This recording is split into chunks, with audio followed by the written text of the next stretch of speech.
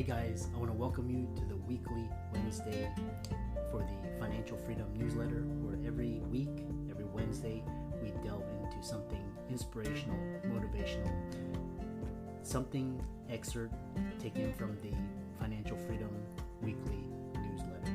Wherever you are, if you're listening on Spotify, on iTunes, Google, be sure to click the like, subscribe, share, comment. And without ado, let's get into the show. Welcome everybody to this week's podcast episode for the Financial Freedom Podcast. And I'm your host, Dr. Christopher Liu. As you know, I talk about 4 different types of freedom: time, financial, location, health, freedom. And in that light, I'm always interviewing entrepreneurs, marketers, influencers on the cutting edge, changing the world. So today we have Alex Pauls, and he's a passionate entrepreneur that runs a successful website design business with his wife and specializes in SEO, Google Ads. It's going to be a great conversation. I love this SEO and Google and artificial intelligence data. So, and with that, we'll welcome Alex to the show. Welcome. Thanks for having me, Christopher. It's great to meet you. Yeah, I know we had connected through Podmatch, and I know you're the founder of KP Design.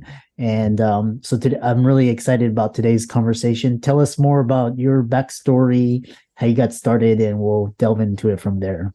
Yeah, sure. Well, it all started probably about 6 years ago when I decided that I would leave my corporate job and the security of the cubicle and the golden handcuffs of a pension and sick time and all those things. I just got to the point where being part of this big giant machine and being this tiny little cog just wasn't inspiring enough for me. So I guess maybe it was kind of like my midlife crisis. Like some guys buy a Corvette, I decided to blow up my life and sell my house. And my wife and I, we put backpacks on our little kids, our 2 daughters. They were 5 and 8 at the time. And we actually traveled Europe.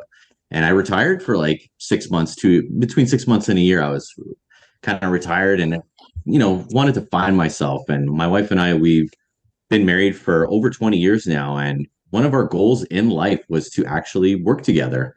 So after a few opportunities that I had in some sales opportunities after my retirement, I decided that this would be my chance to, align with my wife. We're opposites. So it was kind of neat that I kind of filled in the blanks of what she didn't like. She doesn't like business development. She doesn't like doing podcasts and networking. So I love doing that kind of stuff. And for me, it was just a natural thing to do the people side of the business while she's doing a lot of the creative. And I love numbers. I'm a numbers nerd. So I love SEO, analytics. I love anything to do with, trying to figure out the Google algorithm and collaborating with people. So that's kind of how it came to be on this journey. So we've been working together for going on 4 years now. So it's been fantastic. Yeah, that's awesome. It's actually, this was pre-COVID. What, because I know basically, I think COVID was the world's wake up call, but you saw this, years ahead. What made you, was it, just basically, was it taking a leap of faith, or you wanted to become an entrepreneur? You wanted to go for it, YOLO? Yeah. Elaborate. I love that question. That's actually a really great question. I don't think I've ever gotten that one before. So my wife was kind of one of the original work from home people. Like when I was an electrician traveling around, we're in Canada. I don't know where your audience is, but in Manitoba, it's a huge province in Canada. And we traveled all around, and she was a music teacher at that time. So it was really hard for her to set up a music studio every time we would have to move, right? So eventually she decided to become a graphic designer, web designer. She went to college, self-taught on a lot of things. And it gave us the ability to have a second income, but she could work from anywhere. And the thing that really I fell in love with was when our daughters were born and she still had that flexibility to work from home and take care of our kids. And wouldn't you know it, that, 2 years ago, pre-COVID, we were already working from home. We were already doing our thing. I mean, it sucked not being able to go to restaurants and that aspect, but for us, nobody was telling us if we were, like we were expendable by the government, right? Like we just kept going. We didn't have to quit our jobs or take a layoff. So that was very empowering. So I hope that that was a wake up call for a lot of people. Yeah, and I was talking to an entrepreneur this past weekend, and she was telling me that, kind of financial freedom is like that's like the baseline. But then like if you have like time and location freedom, that's like even more powerful because you can basically you call your own shots and you don't have to ask for permission, which is basically what you did. For I sure. know, yeah, I know a lot of people, transitioning, they're interested in SEO, kind of for most people that they kind of know what it is, but for the people that don't, kind of describe what it is and how it applies to website and marketing. Sure. Like there's different levels of SEO. There's the technical SEO. There's kind of the SEO that everybody knows about, which is like the keywords. Everybody wants to rank for keywords, but meanwhile, if all the links on your website are broken and, Google's not happy with your site because it's not crawling and it's not linked to everybody else. Like there's lots of different aspects to SEO. So I love to have those conversations with people. I try not to blow them out of the water with, I take for granted, we all take for granted when we're experts at something, how much knowledge we have. So I try and paint that picture so everybody can understand. Like really good SEO is, all the links on your website are working properly. Your website is built for mobile first. It loads properly. You have a really secure hosting platform. So your site's not getting hacked. It's not, getting red flagged by Google. That's a big thing. Like we've had some people come to us in the past that said like our site keeps getting hacked. Like what can you do for us? And then Google basically makes it like a black flag where they'll hide it from people because it's not secure. So it's yeah, SEO is a huge topic, and it's definitely interesting because the algorithm is always changing, right? Yeah, it's fascinating. And really so kind of like I love this thing where you can get basically you rank super high and you get basically found on Google, kind of that's kind of like they're promoting you. um Sure. what are some of the biggest misconceptions when it comes to branding and about SEO and who needs it? I think the biggest misconception about branding is everybody thinks their brand is a logo. That's probably the biggest misconception about branding. It's not just a logo, it's not just a $10, thing that you get off of Fiverr and boom, you're just like you're ready to go. You got this brand. A brand is, it speaks for you when you're asleep at night. Your brand is out there working for you. It's what people are recommending their friends to, right? Like the brand is that overall experience your business has with people. So if you can really cultivate that amazing immersive experience where people are like can't wait to recommend you to their friends, wow, like that is a great brand. And that's kind of not just customer service, not just like colors, that's the whole package, right? Yeah. And then as far as SEO goes, I really like to talk to people about finding their niche. Like it's great if Dr. Christopher just sells shoes, but if we just try and rank for shoes, I mean, we're never going to beat Foot Locker, right?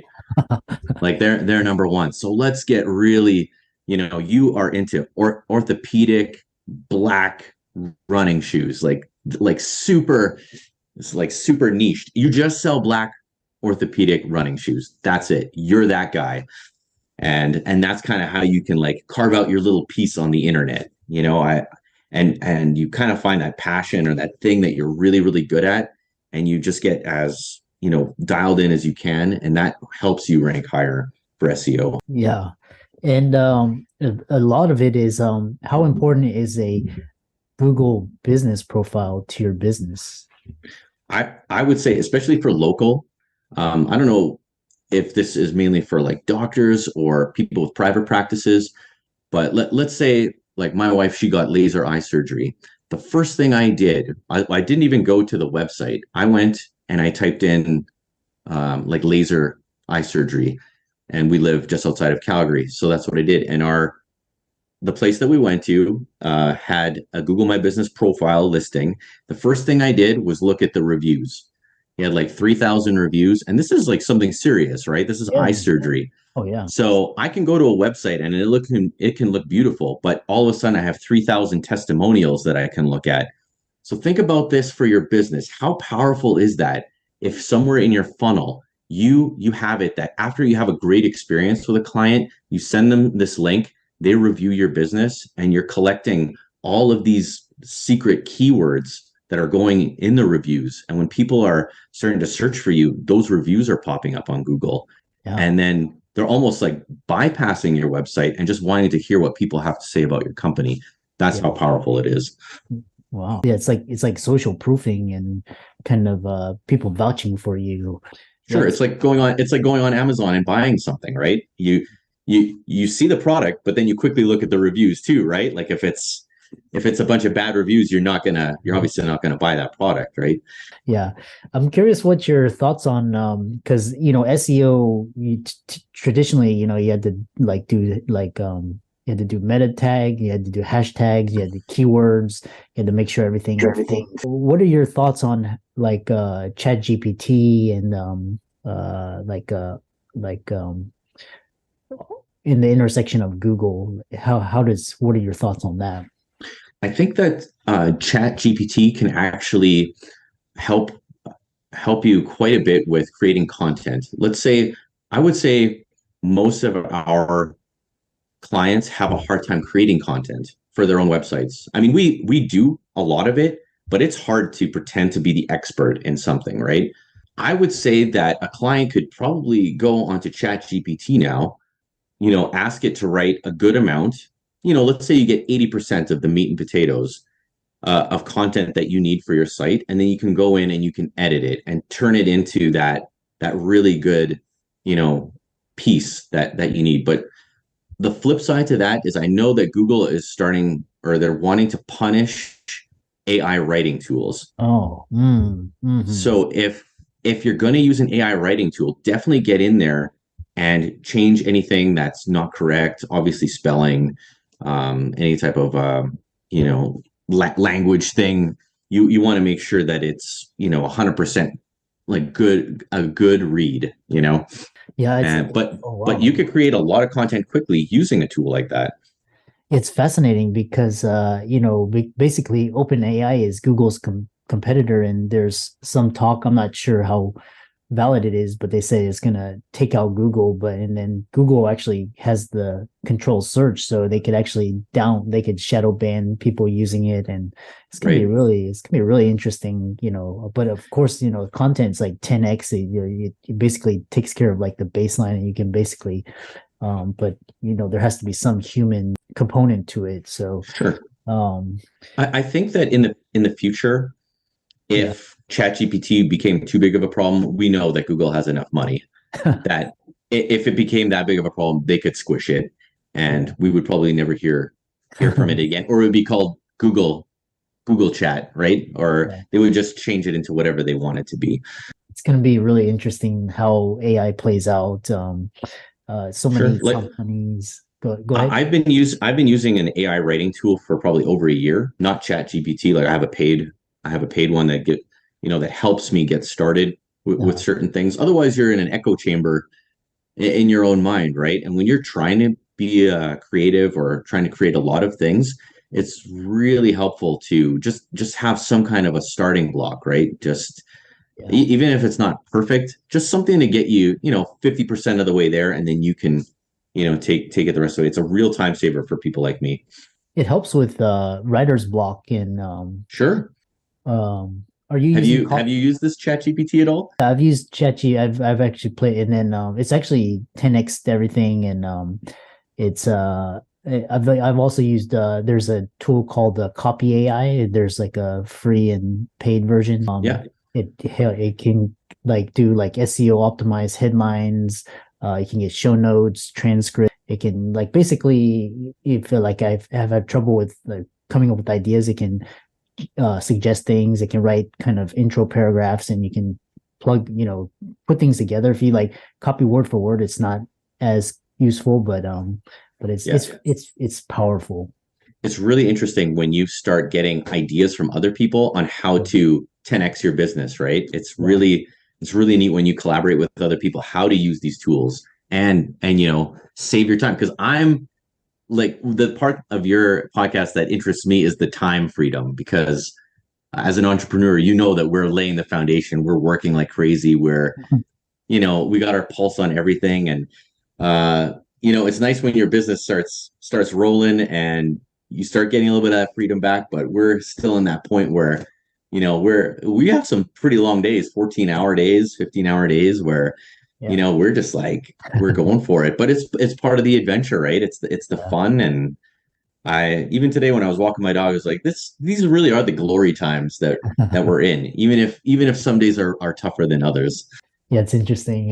It's kind of like I joke with my colleagues sometimes. I'm like, yeah, these days are much better. Like they kind of remind me of the med school days where you're just like hustling and but then like when you see like growth and things happen, it's like very inspiring. So, Oh, for sure. uh, The university days, I mean, I still have, I look at my piece of paper on the wall. It's like, wow, I remember eating $1.50 Whoppers and dollar burritos and studying all night long. And yeah, and it's all character building too, right? Like, yeah, we don't realize it at that time, but we're building that foundation for, putting in the hours to make ourselves better. yeah. It's Yeah. awesome. Yeah, I'm sure this conversation sparks so many inspiring things.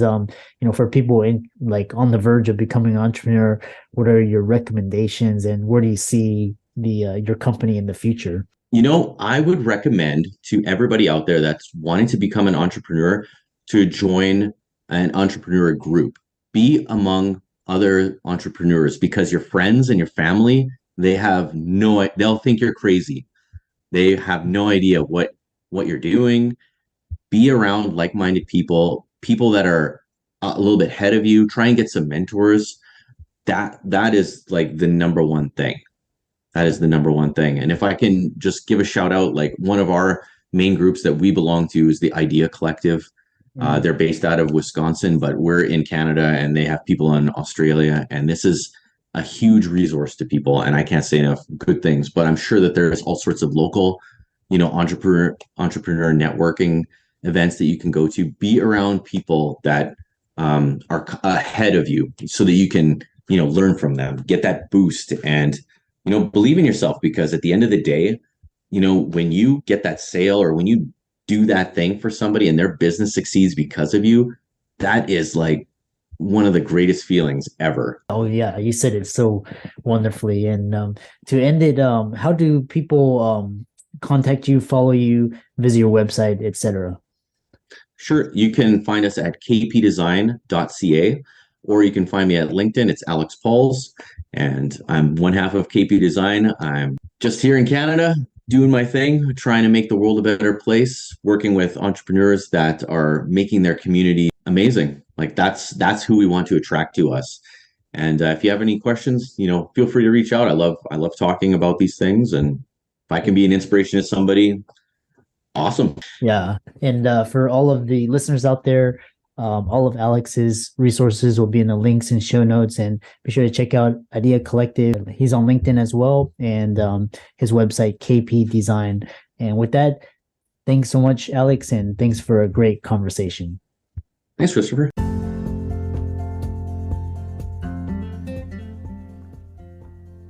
I hope you really enjoyed that wonderful, inspirational, motivational piece. Again, wherever you are listening, if you liked it, be sure to like, comment, share, subscribe. We're on everywhere: Spotify, iTunes, Google, Amazon, Audible. And without much ado, be sure to thank this show's sponsors, and we'll see you next week.